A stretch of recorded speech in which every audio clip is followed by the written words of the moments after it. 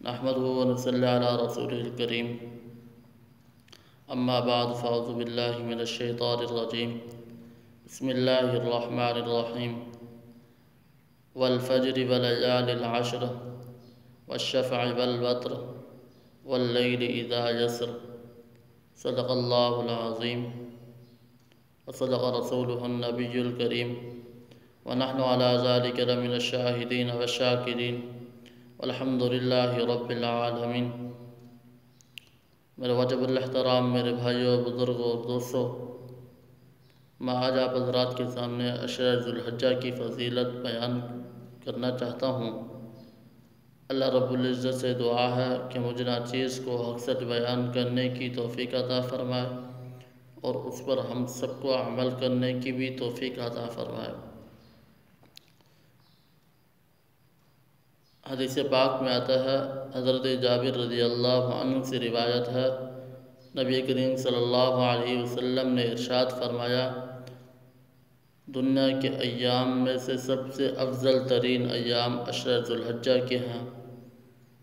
کہا گیا کہ جہاد فی سبیل اللہ میں گزرے ہوئے دن بھی ان دنوں جیسے نہیں۔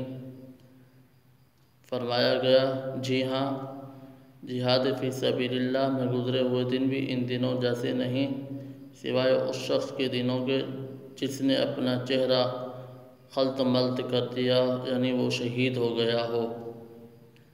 دوسری روایت میں آتا ہے، حضرت عبداللہ بن عباس رضی اللہ عنہ سے روایت ہے، نبی کریم صلی اللہ علیہ وسلم نے ارشاد فرمایا، دنوں میں سے کوئی دن ایسا نہیں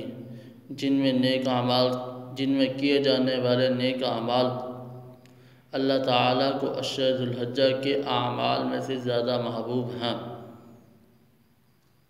صحابہ کرام رضوان اللہ تعالی علیہم اجمعین نے عرض کیا، یا رسول اللہ، جہاد فی سبیل اللہ بھی نہیں؟ حضور نے فرمایا، جہاد فی سبیل اللہ بھی نہیں، مگر وہ شخص جو اپنی جان مال لے کر جہاد میں نکلا ہو اور اسی جہاد میں اس کا جان بھی گئی، اس کا مال بھی گیا اور وہ اسی میں شہید ہو گیا۔ اور ایک اور روایت میں آتا ہے، حضرت ابو ہریرہ رضی اللہ عنہ سے روایت ہے، نبی کریم صلی اللہ علیہ وسلم نے ارشاد فرمایا،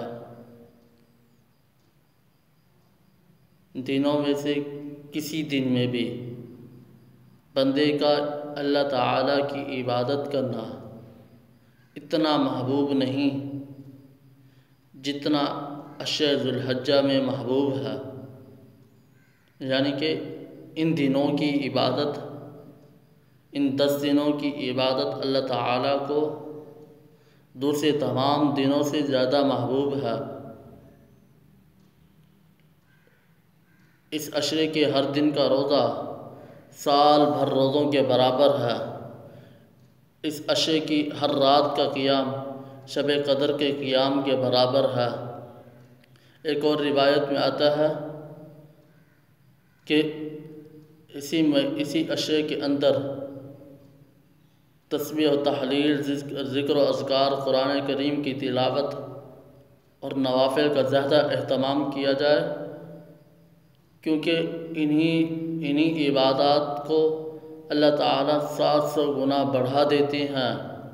اللہ تعالیٰ سے دعا ہے، اللہ تعالیٰ ہم سب کو زیادہ سے زیادہ قرآن کریم، ذکر، اذکار، تسبیح و تحلیل اور تکبیرات کا اہتمام کرنا چاہیے۔ اللہ تعالیٰ ہم سب کو ان باتوں پر عمل کرنے کی توفیق عطا فرمائے۔